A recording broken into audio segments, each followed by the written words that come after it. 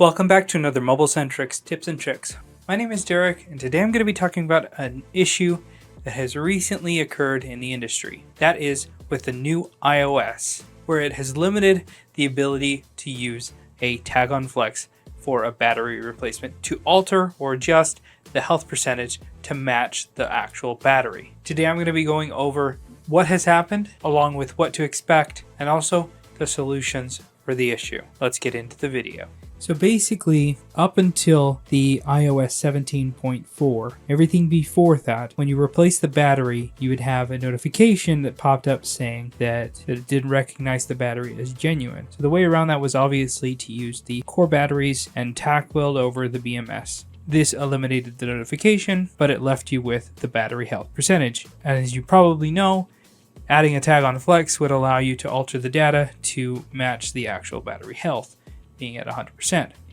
Well, basically what the iOS 17.4 has done, it's cloned the data from the BMS onto the motherboard, and basically it's looking to pair them up. It needs to verify that they match, and if they don't, that's when you get the issue, and that's what's happening. We can alter the data on the BMS, but altering the data on the motherboard isn't something that you can do with the tag on flex, so they won't match, so there's an issue. So obviously you can still replace the batteries and have a phone that works like it is at 100% capacity, but with this new iOS, you're stuck looking at the old percentage in the settings. The phone battery acts new, in the settings it looks old. So the first solution, the battery health shows the old data. If you use the shortcuts on the iPhone to battery health checker, you can see that your iPhone battery health is 100%. You can also, as a second option, even though the battery health will show the old data in the phone, using 3U tools, you can show 100% capacity on the phone. Or the less practical but permanent solution is going to be to flash the phone by using 3U tools. And then the battery health in the settings of the phone will then show once again 100%.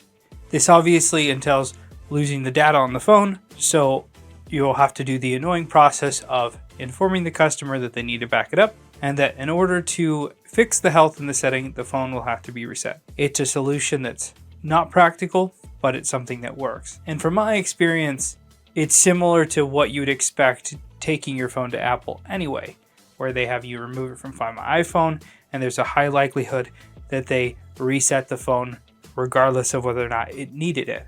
Definitely not ideal, but there's still a way around it. And you do that flashing, including the tag on flex, so that you can correct the data on the BMS and the CPU when it's flashed. So it's the repair you've been doing the whole time, except flashing the phone in the process. That's a conversation you're obviously going to have with your customer, and hopefully it goes over well. Or you could just deal with the notifications, old battery health, and guarantee to your customer that the phone will act like it has a brand new battery and will last them all day again. If you have any questions or comments, leave them down below.